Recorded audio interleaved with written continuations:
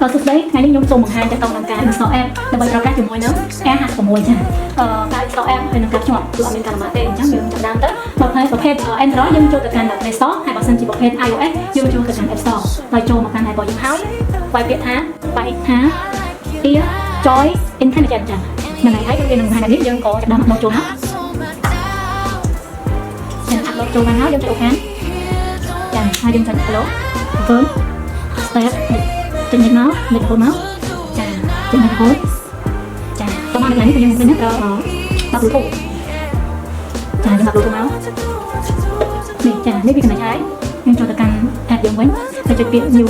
design នេះមកហើយចុច connect ចា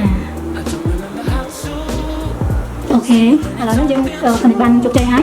នេះគឺជារបៀបនៃការ connect ហើយបន្តមកវាអត់តាន់ទូទេអញ្ចឹងយើងត្រូវចុចទីហោថាយើងចង់ប្រើប្រាស់កម្មវិធីនៅក្នុងហ្នឹងយើងត្រូវចូលទៅកាន់នេះគេឲ្យបំពេញ Gmail សិនប៉ុន្តែបើយើងមិនចង់បំពេញ Gmail របស់យើងចូលទេ email របស់យើងហ្នឹងគឺយើងអាច scan បានណាចាយើង scan នេះគឺយើងអាចប្រើប្រាស់ទូទៅបានហើយនៅក្នុងឧបករណ៍ដែលគេឲ្យយើងប្រើហ្នឹងចាហើយខ្ញុំក៏ចង់ណែនាំតើតើនឹងកម្មវិធីនៅក្នុងនេះបន្តិចទៀតដែរគឺនៅក្នុងនេះចំណុចនេះគឺគេបានកំណត់ទីតាំងដែលយើងប្រើប្រាស់ការហ្នឹងនៅទីតាំងណាអញ្ចឹងចាហ្នឹងអាហ្នឹងចំណុចនៅលើ home ដែលគេបង្ហាញលើ screen យើងហ្នឹងហើយខ្ញុំចង់បង្ហាញមួយទៀតតើតើនឹងនេះគេដាក់ថា equalizer គឺសំដៅទៅលើការសម្រួលតន្ត្រីឲ្យយើងស្ដាប់តន្ត្រីកាន់តែព្រោះយើងអាចសម្រួលបានទៅតាមប្រភេទដែលយើងចង់បានគឺមានប្រភេទ classic មាន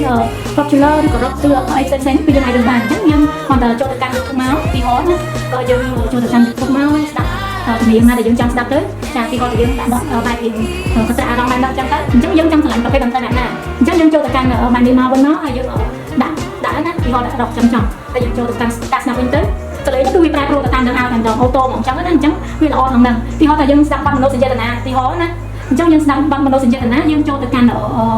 ការសម្រួលតន្ត្រីរបស់យើងដាក់បែប classic មកចាវាធ្វើឲ្យការស្ដាប់របស់យើងគឺកាន់តែរលូនដងតែម្ដងហើយបន្តមកកន្លែងនេះគឺជាកន្លែង translate ជាកន្លែងបកប្រែតែយើងអាចប្រើបានទូទៅភាសាច្រើនមែនតើក្នុងការបកប្រែនិងការសន្ទនាយើងឲ្យកាន់តែប្រសើរឡើងនៅក្នុងនេះដែលមានដូចជាជាង134ភាសាដែលយើងអាចបកបានក្នុង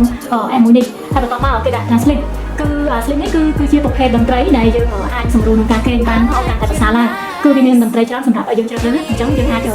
បើកក្នុងកម្មវិធីនេះផងយើងអាចស្ដាប់តន្ត្រីដើម្បីធ្វើឲ្យយើងគេងលក់បានកាន់តែស្រួលហើយមួយទៀតនោះគឺ natural ក៏ជាគេសម្រាប់ទៅលើប្រភេទតន្ត្រីដែលសម្គាល់ទៅលើប្រភេទបែបធម្មជាតិដែលមានសលេងចាស់យំសលេងទឹកធ្លាក់អីនេះជាដើមគឺជាប្រភេទ natural ដែរហើយមួយទៀតនោះក៏ប្រភេទតន្ត្រី ASMR ដែលជាទម្រង់កាត់ជាប្រភេទតន្ត្រីរញោចដែលធ្វើឲ្យយើងមានអារម្មណ៍ថាឆាប់ពីនោះវាប្រៀបដូចទីថានេះ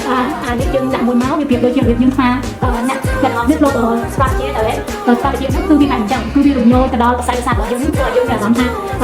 ស្រួលហើយវាសម្រួលក្នុងការគេងបែបហ្នឹងចាហ្នឹងជាប្រភេទតន្ត្រីបែបហ្នឹងហើយនៅចំណុចចុងក្រោយនេះគឺម៉ាយនេះគឺមានន័យថាគឺជាប្រភេទដែលយើងអាចមើលដឹងថាបើសិននេះបើសិនជាសំណាងហើយយើងអាចកំណត់ពណ៌ចាកំណត់ពណ៌បានហើយមួយទៀតនោះគឺភាសាយើងអាចកំណត់ភាសាឲ្យបានផ្សេងចានេះជាអត្ថប្រយោជន៍ក្នុងការប្រើប្រាស់ app ជាមួយនឹងកាស Air56